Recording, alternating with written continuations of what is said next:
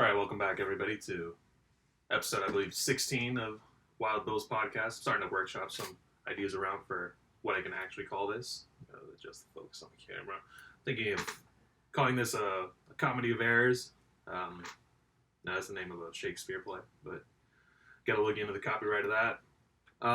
Right now, I'm just running with Wild Bills podcast, which might not be a great name, because who cares who I am right now? Not really the biggest name in sports media, or Twitter, or whatever you want to call it, X.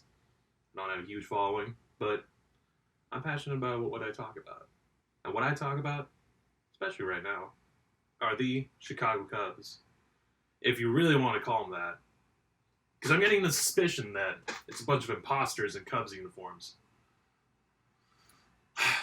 So this past week, we had two series. One against the Tampa Bay Rays, the lovely Tampa Bay Rays, and the St. Louis Cardinals, who we've known to be our rivals throughout the years. We ran 2-4 during the week. I set my expectation last episode as I just want the Cubs to play at least .500 baseball. That fell short of that. Failed miserably while doing it. Just a whole lot of the same. It feels like I'm almost watching the same game every single day. It's like I don't even want to waste my time watching these games because I know what's going to happen. I know what this team is capable of, and it's exactly this. I mean, 1-2 against the Rays. That first game they should have won. They gave up 4 or 5 runs in the last inning on a walk-off home run. In a one-run game, we put in Hector Neris, and he blows it immediately. Yeah, you give the Rays like the biggest, most exciting win of their season in unpredictable fashion. It wasn't even like a one-run game. Final score makes it seem like they beat the crap out of us, but a 3-run homer on a tie game, the bottom of the ninth, that sucks, man. I think that was Jameson Taillon starting too, and he went 6 innings, no runs. I think throughout the entire week, including the Cardinals game that he pitched yesterday, he went 12 innings, only gave up 2 runs on one 2-run homer. And they lost both of those games. I mean, what good is there in this entire 2 series? The only thing I see is Shedeur is still consistently one of the best pitchers in the entire league, which is cool. I did appreciate the anecdote of him changing his name to Mike Imanaga in the locker room, because he uses the name Mike whenever he goes out to get coffee, because it's easier than Shedeur. His name's Mike Imanaga II. He says the second because it sounds cool, which I think is pretty funny. Forget who exactly reported that. I gotta get better about actually reporting who and what says what on Twitter and X. But I mean, Justice Steele had a really good game against the Rays in Game 3 of that series. Went 6 innings, gave up no runs, and immediately Mark Leader Jr. comes in and gives it up. He at least has some accountability. He went up post-game and talked to all the reporters, said, I got to do better. Like, that's on me, which I appreciate. And I feel like I haven't heard that enough. After that game, also, pretty sure Craig Counsell came out and said, 2 runs is going to cut it. And so the Cubs the next day come out and say, 2 runs is enough? How about 0? Take 0 and you're going to like it. You get shut out by the Cardinals on Friday afternoon at Wrigley. 3-0. I mean, dude, this team's a bummer, man. This team's just full of losers. Like, second base for the taking on the base paths for the opposing team. If you're on first, you're already on second. Just take it. You're not going to get thrown out.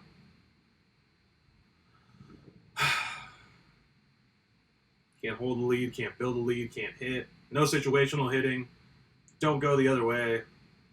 I mean, there's nothing good about this. There's nothing to feel good about. Nothing to be excited about. We're in last place. We're 8.5 games behind. I don't think they're going to get close to the divisional race. And this is such a disappointment.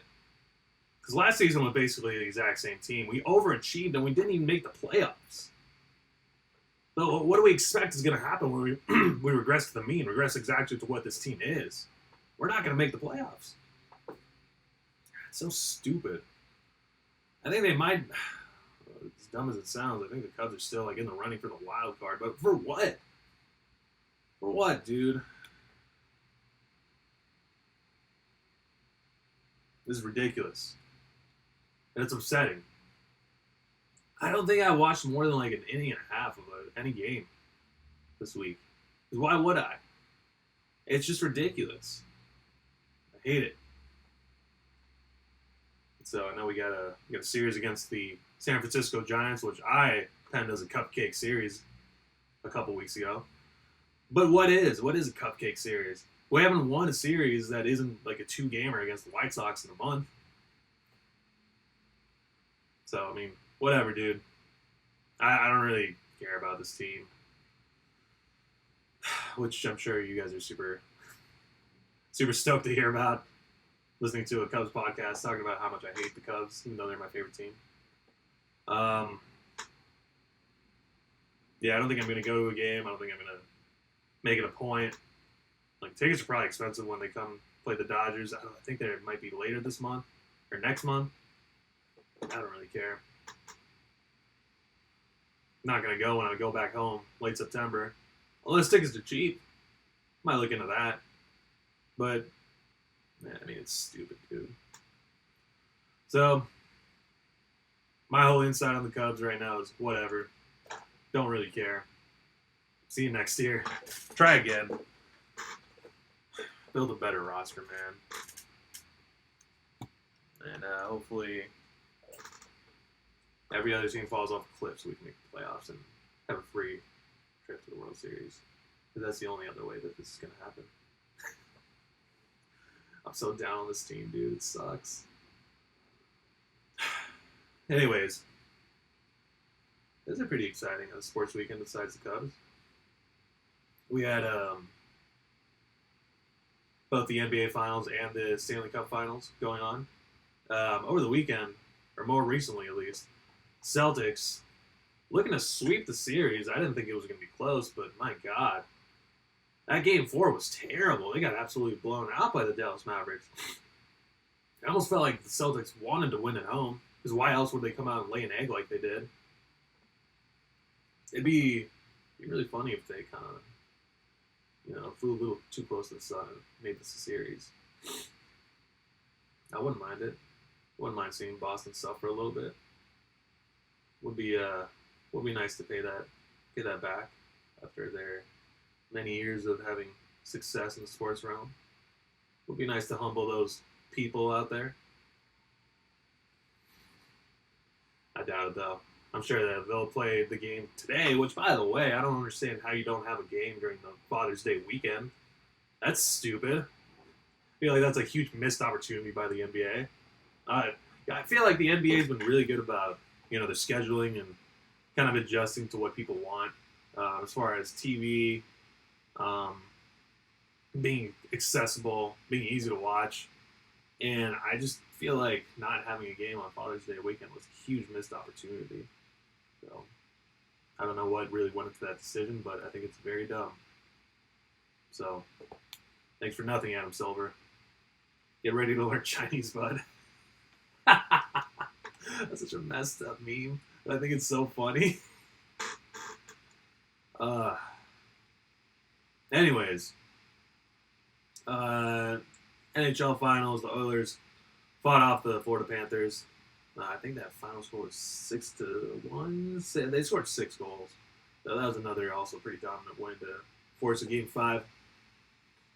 It almost felt like the big forces of sports came together and said, we cannot go straight to just focusing on baseball. We need to milk this out as long as possible. Because baseball, if your team isn't good, sucks. The season sucks if your team sucks. Everything sucks if everything sucks. So why do we want to go into the season of sucking? So hopefully they milk it out to a 7-game series and see both teams kind of go into a do-or-die situation. That'd be cool. I wouldn't mind it.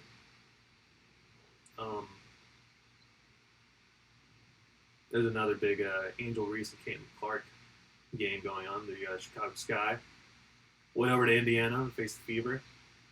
I as a lifelong Chicago Sky fan, it feels like the Sky kind of suck. They always lose. Every time I see them, they lose. And then Angel Reese complaining about the refs after the game, saying that Caitlin Clark has a special whistle. I mean, dude, go on and win the game. You know, like, you got eyes on you at all times. Like, we hear what you're saying. Like, just go out and win. Who cares about the whistles? Caitlin Clark seems to always be saying the right thing, too, saying, like, oh, yeah, Angel Reese is doing a great job with her platform, blah, blah, blah. Like, it's just insanity, the way that a lot of things are handled in the WNBA. And talking down on one another. And yeah, they're not doing a great job of building on each other's success, which simply the product that Caitlin Clark is bringing is helping out an awful lot. You know, me as a lifelong follower of the WNBA, I already knew about all these big names, Brianna Stewart. Remember Brittany Griner in college and following them all the way through WNBA. I definitely know everything that's happened since they were in college. So not to give myself too much credit or pat myself on the back. This is the most popular it's ever been. And hopefully it continues. I actually don't mind all the discourse and all the heated debates going on. That helps to keep it alive at least. Helps to keep it in the limelight. So I appreciate it. And hopefully the Chicago Sky can figure it out, because right now they suck. There was the U.S. Open also this past weekend. We had a crazy finish. Rory McIlroy was about to, I think he was forced a playoff, had like a 3-foot putt. He was playing with Bryson DeChambeau, and he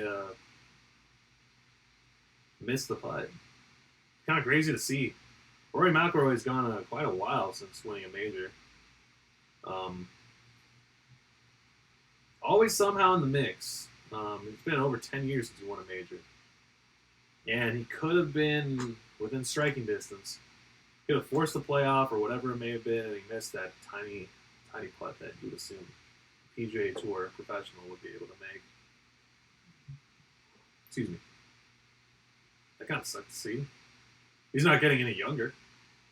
You know, he was the young guy like 10, 12 years ago, but not so much anymore. And, you know, the winner was Bryson DeChambeau, who has made quite a career arc in terms of his character and his likability. Oops. Now everybody kind of saw him as being this big nerd that took himself too seriously, took the really weird philosophical, mathematical approach to golf. And I think the people that don't get enough credit are whoever's in his inner circle and made him kind of fully aware of like the image that he was portraying and what everybody was thinking about. So shout out to Bryson DeChambeau's friends for helping him make that transformation, because he's a cool dude. We saw him, parading the trophy around, having as many fans touch it, signing autographs for 2.5 hours after everything was done. Super cool, man. Yeah, big fan of his transformation recently. So he was a nerd for a while. He had that beef with Brooks Koepka, who I like. I appreciate his game, but yeah, that's cool. I don't mind it. Golf is fun. I gotta get back out there. Anybody in LA wants to golf, hit me up. If you're listening, thank you. And then finally, a news report that I just saw. Colorado head coach Deion Sanders, formerly of NFL fame. Obviously, he's coaching his son, Shedeur. And there was a report that came out that said that Shedeur is a rapper and that he had the opportunity to open up for Lil Wayne out in Colorado, which is cool. You know, not everybody gets to do. It might be kind of a sign of nepotism, favoritism in the industry. There might be other rappers that might deserve it better. I don't know. I haven't listened to his stuff. It's kind of just how these things go. But anyways, allegedly, he was forcing people to, or his players rather, forcing them to go out and support and be at his concert. Otherwise, they would be dismissed. And that was allegedly a final straw for a lot of the people that ended up transferring out of Colorado. My thoughts, Hey, he's already dismissed these rumors. He said that it's crazy. It's one of the best lies ever told. I don't mind this. I think it's kind of funny. It's like, you better show up to my son's concert. You're not getting any playing time. That's awesome.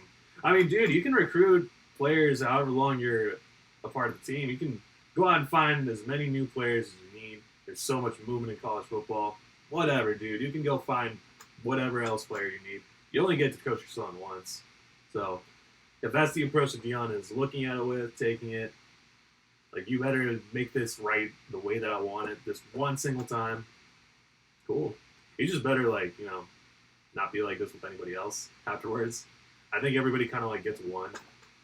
Like, yeah, you got your son, sure.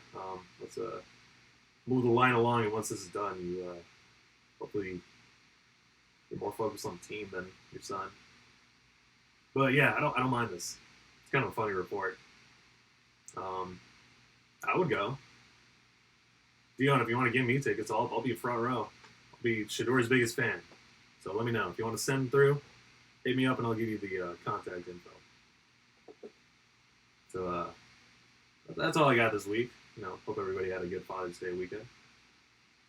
That was kind of a tough day. I lost my dad a few years ago. It's always on my mind. So if you got your dad still around, I'm sure you tell him that you love him, that you appreciate all that he does for you. And don't make this just a Father's Day weekend kind of thing. Make it a consistent, throughout the year kind of thing. Make sure he knows that he's appreciated. So that's all I got. Thanks for listening. Cubs still suck, and they'll continue to suck because that's just who they are. We'll check back in next week, I guess. Till then, thanks for listening. It was a wild bill, and it's over.